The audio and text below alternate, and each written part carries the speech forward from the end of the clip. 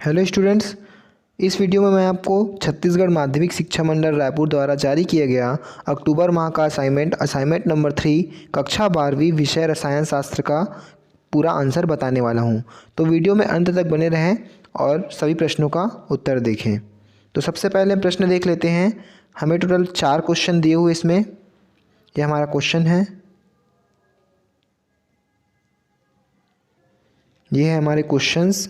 ये टोटल हमें 4 क्वेश्चन दिए हुए हैं। तो चलिए चलते हैं आंसर शीट पे। अगर चैनल पे नए हैं तो चैनल को सब्सक्राइब कर लीजिए, क्योंकि हम ऐसे ही सभी मासिक असाइनमेंट्स का आंसर लाते हैं और आपको हमारे चैनल पे सभी सब्जेक्ट का आंसर मिल जाएगा। तो चलिए प्रश्न 1 से शुरुआत करते हैं। प्रश्न 1 है हमारा, यौगिक ए गर्म करने पर एक गैस बी देता है जो वायु की अवयव है। जब इस गैस की अभिक्रिया H2 के 3 मोल से उत्प्रेरक की उपस्थिति में कराई जाती है तो एक दूसरी गैस C बनती है जो क्षारकीय प्रकृति की होती है।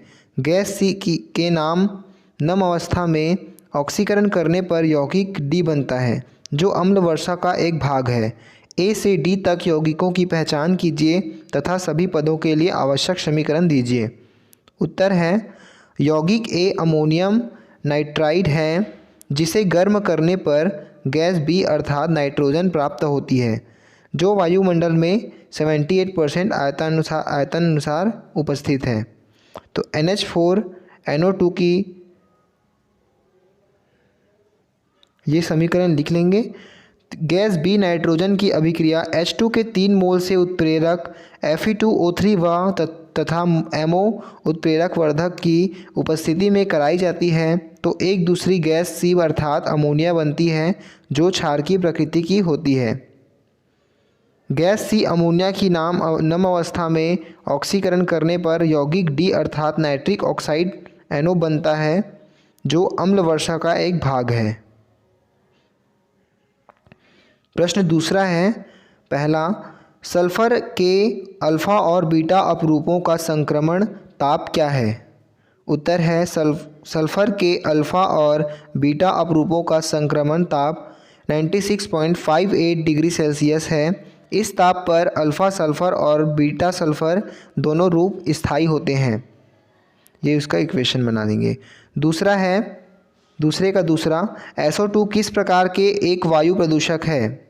उत्तर ए, SO2 ईंधनों के दहन के दौरान वातावरण में मुक्त होती है जो H2O अणु व O2 से जुड़कर H2SO4 बनाती है। यह H2SO4 विषैली प्रकृति का होने के कारण प्रदूषण का कारण होता है।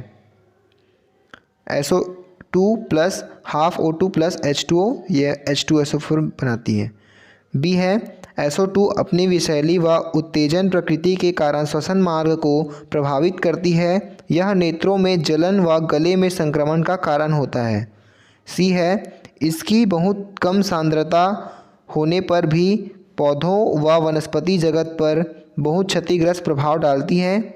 इसे पर्णहरिम का निर्माण घटता है व पत्तियां भी धीरे धीरे गिरने लगती हैं। तीसरा, ओजोन का मात्रात्मक आकलन कैसे किया जाता है।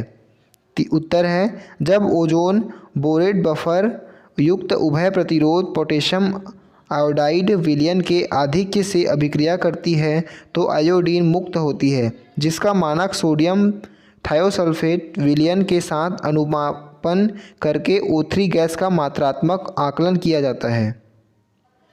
प्रश्न तीसरा है, तीसरे का पहला, फ्लोरीन के असामान्य व्यवहार को 2 उदाहरणों द्वारा दर्शाइए। उत्तर है, फ्लोरीन के असामान्य व्यवहार का कारण उसका छोटे आकार व का होना, उच्च विद्युत ऋणात्मकता, निम्न FF बंध वियोजन एंथैल्पी तथा संयोजकता कोश में D कक्षकों की अनुपस्थिति है। फ्लोरीन के असामान्य व्यवहार के उदाहरण निम्नलिखित हैं। ए, F2 की आबंध वियोजन एंथैल्पी तथा इलेक्ट्रॉन लब्धि एंथैल्पी के मान आपेक्षिक मानों से बहुत कम होते हैं। बी, फ्लोरीन का प्रथम आयनन विभव अन्य हैलोजनों की तुलना में उच्च होता है। उत्कृष्ट गैसों को छोड़कर इसका आवर्त सारणी में सर्वोच्च होता है।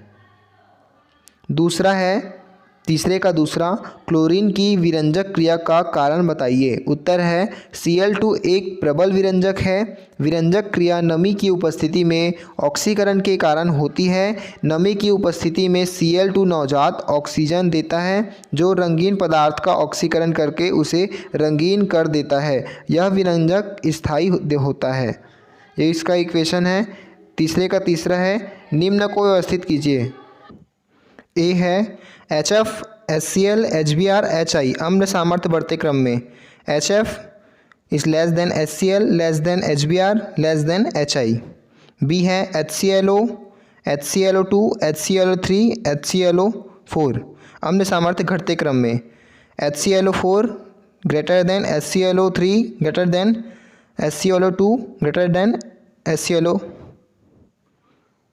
चौथा है प्रश्न चौथे का पहला है, उत्कृष्ट गैसों के कम क्रियाशील होने के दो कारण बताइए। उत्तर है उत्कृष्ट गैसों के कम क्रियाशील होने के दो कारण इस प्रकार हैं। ए, इस समूह के तत्वों का संयोजी कोश 8 इलेक्ट्रॉन से संतृप्त होता है जिससे ये तत्व इलेक्ट्रॉन ना तो ग्रहण कर सकते हैं और ना ही त्याग सकते हैं।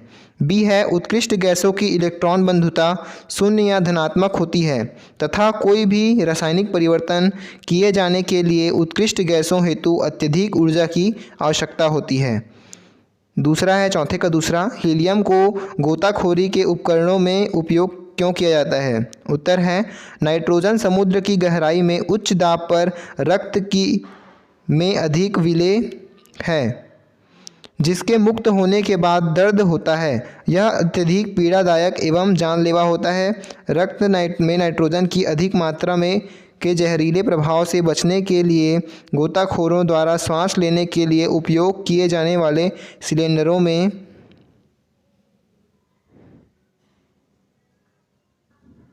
हीलियम गैस मिलाकर तनु की गई वायु का उपयोग किया जाता है।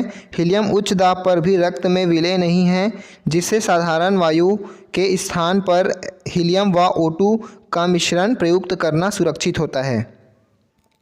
प्रश्न चौथे का तीसरा है, NF3 एक ऊष्माक्षेपी यौगिक है परंतु NCl3 एक ऊष्माशोषी यौगिक है क्यों।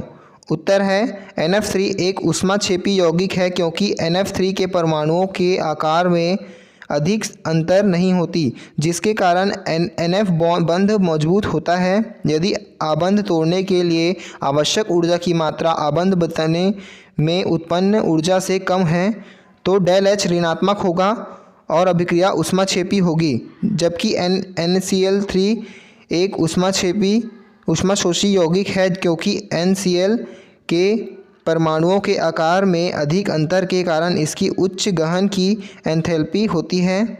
यह अधिक अंतर NaCl अधिक बंध को कमज़ोर बनाता है। यदि आबंध तोड़ने के लिए आवश्यक ऊर्जा की मात्रा आबंध बनने में उत्पन्न ऊर्जा से अधिक है तो ΔH धनात्मक होगा और अभिक्रिया ऊष्माशोषी होगी। तो इस प्रकार हमारे चारों प्रश्नों का उत्तर कंप्लीट हो चुका है। तो वीडियो को एक लाइक ज़रूर कीजिए और अपने सभी दोस्तों के साथ शेयर कीजिए और उनकी सहायता कीजिए। और वीडियो में कोई भी कंफ्यूजन हो तो आप हमें कमेंट पे पूछ सकते हैं। और ऐसे ही सभी मासिक असाइनमेंट और पाक्षिक परीक्षाओं के लिए हमारे YouTube चैनल को सब्सक्राइब कीजिए और बेल आइकन को प्रेस कीजिए।